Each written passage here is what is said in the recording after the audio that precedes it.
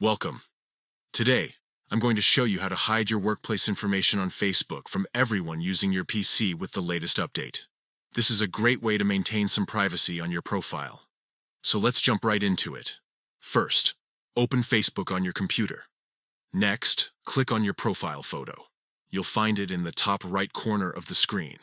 Clicking this will take you directly to your profile page. Now, click on the About section. This is typically located below your profile photo. This section lets you edit all sorts of information about yourself. In the About section, find and click on Work and Education.